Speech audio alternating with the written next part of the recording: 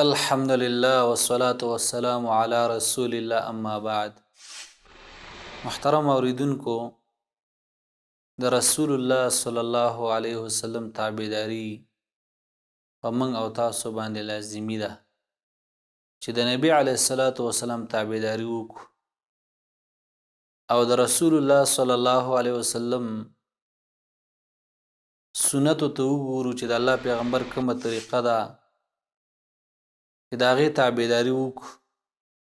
سنت د نبی علیه الصلاة والسلام طریقه او د الله د پیغمبر تابعداري چې هغه په عباداتو کې موږ وګورو، په معاملاتو کې موږ وګورو، په ناسته پاسته کې، په خوراک او په لباس ټولو کې د رسول الله صلی الله علیه وسلم هغه طریقه موږ او تاسو خپله کړو.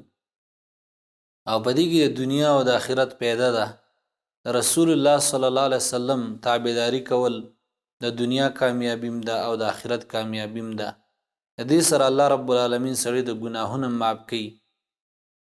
الله رب العالمین فرمایي: قل ان کنتم تحبون الله فاتبعوني يحببكم الله ويغفر لكم ذنوبكم والله غفور رحیم.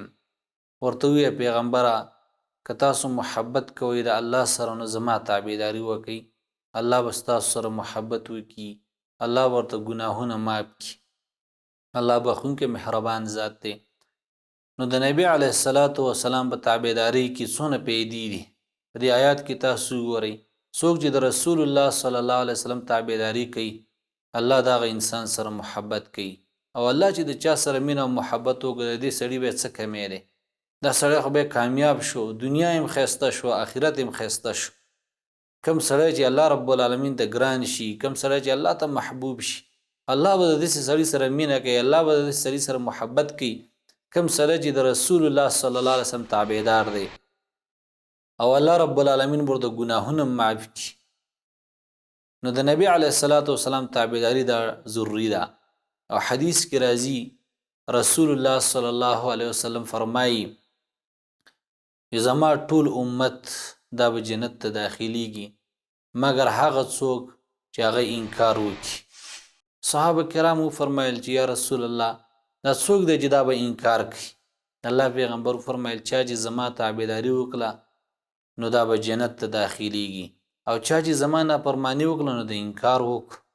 نو دې حدیث کې تاسو وګورئ د الله پیغمبر فرمایي چې څوک زما تابعداري کوي دا به جنت ته داخلیږي. نو د نبی علیه الصلاة والسلام تابعداري کول دا سبب دی د داخلېدلو د جنت. او زموږ او ستاسو کوشش هم دا دی لمونځ چې موږ کوو، روژه نیسو، دارنګې نور اعمال کوو، دا د دې لپاره کوو چې الله رب العالمین موږ جنت ته بوځي. نو د نبی علیه الصلاة والسلام په تابعداري کې جنت دی. څوک چې د الله د پیغمبر تابعداري کوي الله به جنت ته داخلي. الله د پیغمبر تابعداري پکار ده. او د الله د پیغمبر تابعداري څه ده؟ چې د رسول الله صلی الله علیه وسلم په سنتو باندې عمل وکړی شي. الله رب العالمین دې د عمل کولو توفیق راکړي.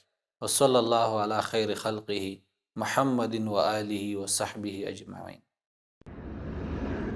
دعاة للهدى دنيا ودينا على منهاج خير المرسلين وبالحسنى نشق سبيل رشد إلى جنات رب العالمين.